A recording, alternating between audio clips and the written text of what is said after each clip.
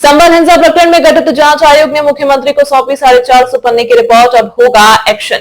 पश्चिमी उत्तर प्रदेश के संभल जिले में बीते वर्ष हुई हिंसा के संबंध में मुख्यमंत्री योगी आदित्यनाथ को लगभग 450 पृष्ठों की एक रिपोर्ट सौंपी गई।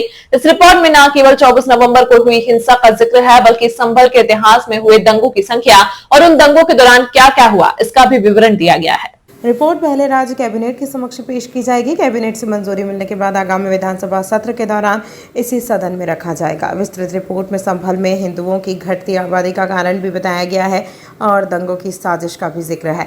24 नवंबर 2024 को संभल की मस्जिद में सर्वे करने के दौरान हिंसा हुई थी। इस हिंसा की जांच के लिए न्यायिक आयोग का गठन किया गया था। संभल में हिंसा पर न्यायिक जांच रिपोर्ट में जनसांख्यिकी परिवर्तन का भी जिक्र है, जहां कभी यहां की 45% आबादी हिंदू थी, लेकिन यह घटकर 15 से 20% रह गई है। मुख्यमंत्री को सौंपी गई संभल दंगे की विस्फोटक रिपोर्ट माना जा रहा है कि रिपोर्ट में बाबर के दमन के साक्ष्य के साथ डेमोग्राफिक बदलाव, दंगे और आतंकी नेटवर्क पर बड़ा खुलासा किया गया है। मुख्यमंत्री योगी आदित्यनाथ को सौंपी गई रिपोर्ट में संभल जनपद को लेकर कई गंभीर और चौंकाने वाले तथ्य हैं।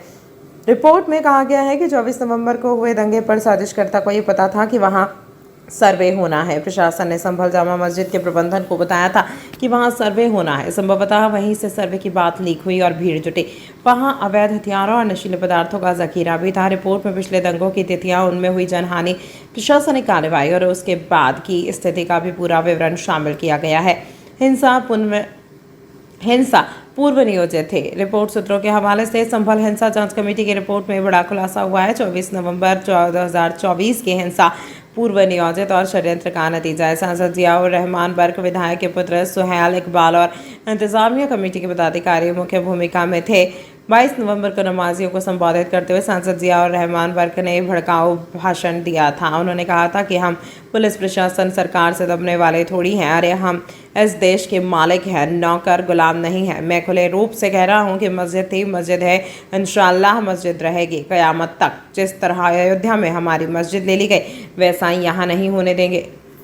संभल न्यायिक जांच आयोग ने आज अपनी रिपोर्ट सबमिट करी, उसको लेकर क्या कहना है? जी, ये जो संभल में जो घटना हुई थी, इसके जांच के लिए जो प्रदेश सरकार ने जो न्यायिक आयोग गठित किया था, आज उन्होंने अपनी रिपोर्ट माननीय मुख्यमंत्री जी को सौंपी है और उस पर आगे की कार्रवाई की जाएगी। कई सारे बिंदु हैं उसमें सर, तो रिपोर्ट के अध्ययन करने के बाद ही हम इसके बारे में